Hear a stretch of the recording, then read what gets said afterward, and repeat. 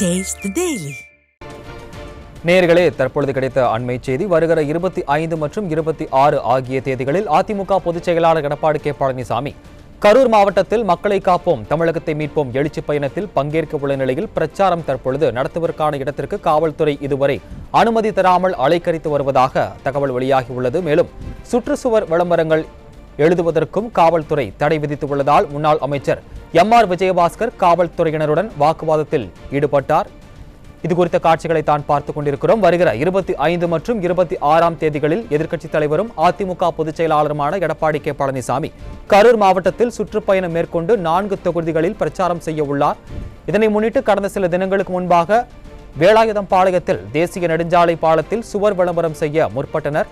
அப்போது திமுகவினர் எதிர்ப்பு தெரிவித்ததால் அங்கு வந்த போலீசார் 18ஆம் தேதிக்கு மேல் சுவர் விளம்பரம் செய்து கொள்ளும்படி அறிவுறுத்தியுள்ளதாக தகவல் வெளியாகியுள்ளது. அதன் பின் அதிமுகவினர் அனுப்பி வைத்தனர். இந்த நிலையில் இன்று கரூர் மாநகராட்சிக்கு உட்பட்ட திருக்காம்புலியூர் ரவுண்டானா பகுதியில் அதிமுக சார்பில் விளம்பரம் செய்ய முயற்சிகள் ஏறெடுக்கப்பட்டது.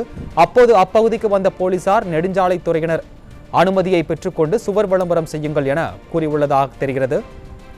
தகவல் அறிந்து அப்பகுதிக்கு சென்ற அதிமுக முன்னாள் அமைச்சர் எம்.ஆர். விஜயபாஸ்கர் திமுகவினர் நெடுஞ்சாலைத்துறையிடமிருந்து அனுமதி வாங்கித்தான் விளம்பரம் செய்தார்களா என்றும் அப்படி இருந்தால் அந்த அனுமதியை காட்டுங்கள் என்று கேள்வி எழுப்பினார். அப்போது பேசிய முன்னாள் அமைச்சர் எம்.ஆர். விஜயபாஸ்கர் கரூரில் பிரதான எதிர்க்கட்சியுடனான அதிமுகவுக்கு காவல்துறை முறையான அனுமதி வழங்கவில்லை என்றும் திமுகவின் ஒரு துறையாக காவல்துறை மாறிவிட்டதாகவும் விமர்சித்தார். இது குறித்த காட்சிகளை தான் நேரில் பார்த்துக் கொண்டிருக்கிறோம். வருகிற 25 மற்றும் 26 ஆகிய தேதிகளில் அதிமுக பொதுச் செயலாளர் எடப்பாடி கே பழனிசாமி கரூரில் மக்களை காப்போம் தமிழகத்தை மீட்போம் எழுச்சி பயணத்தில் பங்கேற்க உள்ள நிலையில் பிரச்சாரம் நடத்துவதற்கான இடத்திற்கு காவல்துறை இதுவரை அனுமதி தராமல் அலைக்கழித்து வருவதாக தகவல் வெளியாகியுள்ளது. கடைசி வரைக்கும் கொடுத்துட்டு அதனாலதான் போடுறோம். நாங்க வேற வழி நாங்க என்னைக்கு மனு கொடுத்தோம்? நீங்க கொடுத்தது ஒரு வாரம் இருக்கும், 10 நாளைக்கு முன்னாடி கொடுத்துட்டேன். ஒரு வாரம் கடைசி வரைக்கும் இருக்கிறீங்க, கடைசியில் இல்லைம்பீங்க. அதனால போன வேற ஒண்ணு கேட்டேன். குறையாவே சொல்ல நீங்க உங்க ரைட் அது அதனால போற வேற ஒண்ணு இல்ல. அது ஒண்ணு நான் பதில் சொல்றேன். கோர்ட்ல அவங்க ஒரு உத்தரவு போட்டுருக்காங்க, நான் ஏத்துக்கிறோம். இதுலயும் அதே மாதிரி நான் எழுதுனேன். இதுக்கு முன்னாடி எழுதுனவங்க பர்மிஷன் கேட்டீங்கன்னா நான் கேட்கல சார். ஐவேஸ் சட்டம் ஒழுங்கு சம்பந்தமா மட்டும்தான் நான் இது பண்ண முடியும். நீங்க பெர்மிஷன் வாங்கிட்டேன் சார்.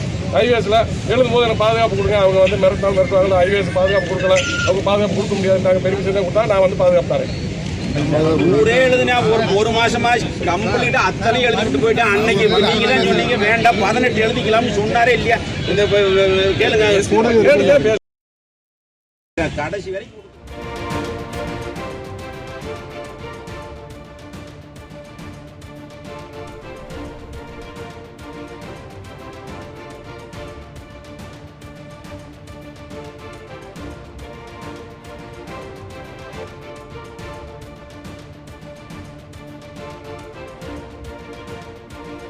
திமுக 17ஆம் தேதி அவங்க மீட்டிங் நடத்தினாங்க.